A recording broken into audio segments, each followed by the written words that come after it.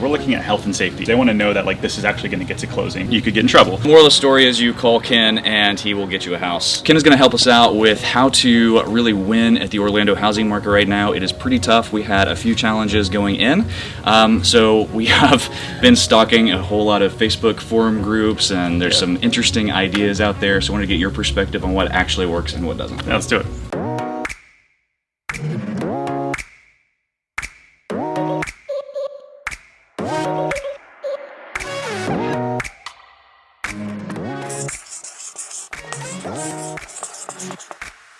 Dan and Leslie back again. Welcome. So we just did our final walkthrough with our realtor, Ken Pozek. Looked pretty good. Yeah. No, it was awesome. You want to tell us just a little bit about you? Yeah, so I've been a real estate agent for 13 years now, and I specialize in sort of like the Central Florida market. So yeah, I do a lot of people like you guys relocating to the area, and it's been a lot of fun. We actually found Ken off of his YouTube channel. What's the name of that? It's at Ken Pozek TV. Okay, I can find you anywhere. Yeah, easy. And we'll link it down below as well. The first thing that we came up with, or came up against, I guess, was that the whole cash buyer thing is really prevalent here. So trying to compete, because we obviously had to get a mortgage, trying to compete with cash buyers, how do you do that? It's crazy to think like how many cash buyers there actually are in the market when you're like, interest rates are so low, why would they be getting it, right? But they're just using it as more like leverage than anything. And so when you're going against cash buyers, you got to be looking at maybe reducing contingencies and trying to figure out navigating how do you make it the best for the seller while also being able to still get a mortgage. It's shocking when you look at like how many houses are actually selling with all cash, right? Like as a listing agent, I'm shocked at like 30-40% of the offers we get are 100% cash. So you guys as a buyer, how do you make sure that like when you're going through the process, you stand out? And so there's a lot of tactics like we had to go through, right? To make sure that that you get it and you stand out in front of the seller to make sure that they're excited to accept your offer. So, do you have to have all cash? Because you can actually make an offer that's not contingent on financing, right? Is that a smart thing to do? Yeah, the biggest thing that people, like sellers, get nervous about with mortgages isn't really the mortgage process as much as it is the appraisal process, right? So if you're getting appraisal, there's like appraisal waivers, there's like a lot of things that you can do in your process to like make it look better to the seller as if you were cash. But then also like upfront when you're getting your mortgage approval, not just having like a pre-approval where the lender pulled your credit and then said, hey, you guys are good. Yeah. But like doing a full approval and making sure that like your credit, at income, assets, you're good to go. And then having that lender call the listing agent and say, hey, listen, I've talked to these guys, I know all their background, they're really solid. That'll make the process go a little bit more smooth. Talk to us a little bit about escalation clauses, because we actually used one of those. We did, yeah. Thankfully, that got us here, right? Got us here. So an escalation clause is essentially when you say the house is listed for $400,000. You say, hey, listen, I'm willing to go up to $420,000, but $1,000 over the nearest offer. So say someone else wrote an offer for $410,000, and you guys said, hey, I'll pay $1,000 over the next highest offer. You guys would have paid $411,000. And so the listing agent, because a lot of times buyers are like, well, how do we know that like who we're actually bidding against? The listing agent will actually provide the offer and say, here, like this is the other offer you guys were up against, and then you guys go from there. So that way you can like not have to go really, really high if you don't have to. So why wouldn't you just use one every time? I do now. Do you really? Yeah. Okay. All right. Yeah. Fair enough. Yeah. And so like what I call the listing agent. I say, okay, how many offers are on the table? Tell me a little bit about the seller. What are some of their concerns? And then I say, okay, listen, how many offers are there right now? If there's like 7, 8, 9 offers, we're putting one in.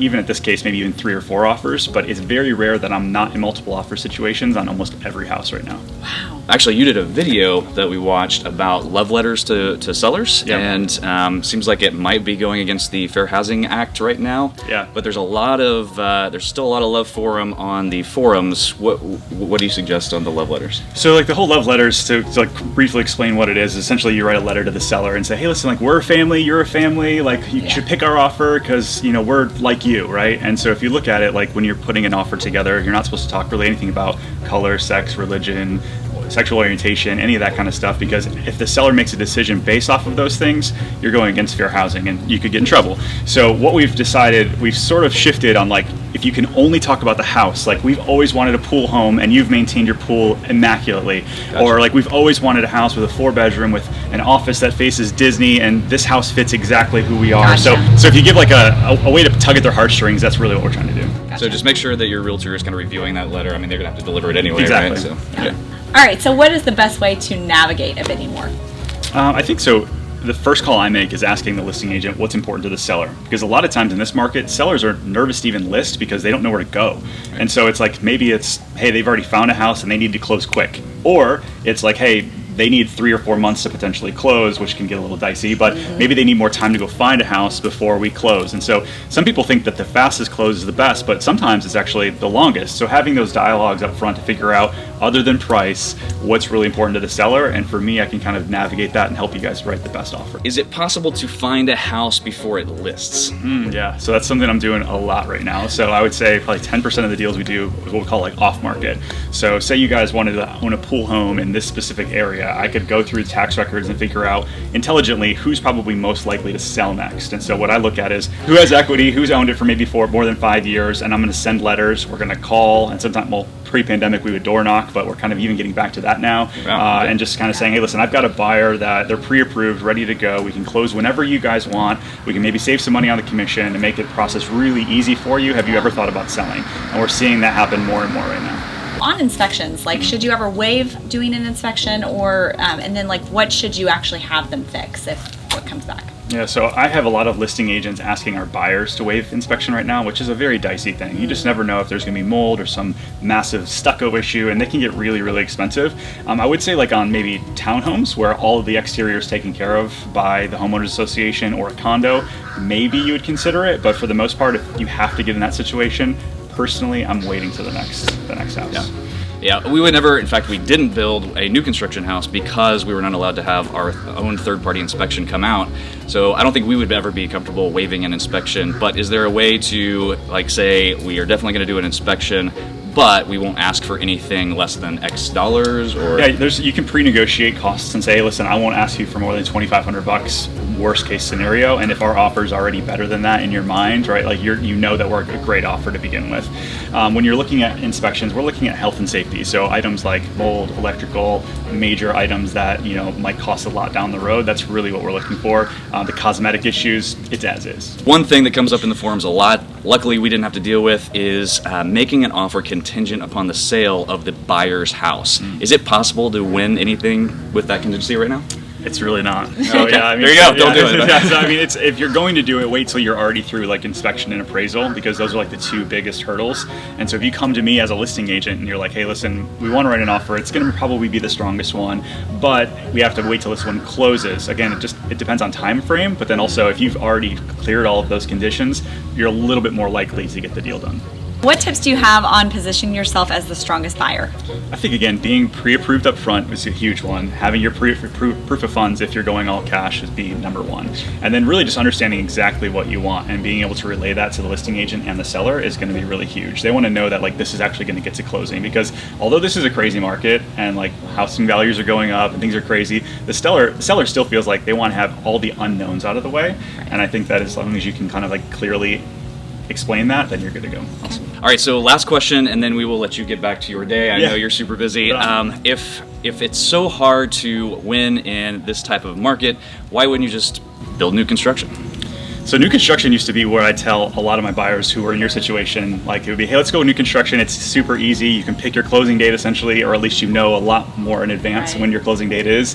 But now new construction is getting eaten up to where the inventory is just as tough with new construction as it is with resale. So a lot of these new builders are like, they're throttling the amount of listings they're even allowed to sell in a month. So you've got like a staff of 5 or 6 people sitting around. They're allowed to sell 5 houses a month. Oh, wow. And once it's done, they're twiddling their thumbs waiting for the next month.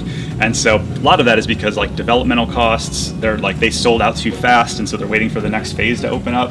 It's just it's an amazing situation. Yeah. We even have some builders now, like I've got some really big box builders that they used to be able to come in, choose your cabinets, choose your counters, all this kind of stuff. Now they're even getting away from that. They're saying, hey, we're gonna actually design the whole house, and you guys get to come 45 days before closing, and that's when you get to buy it if you want.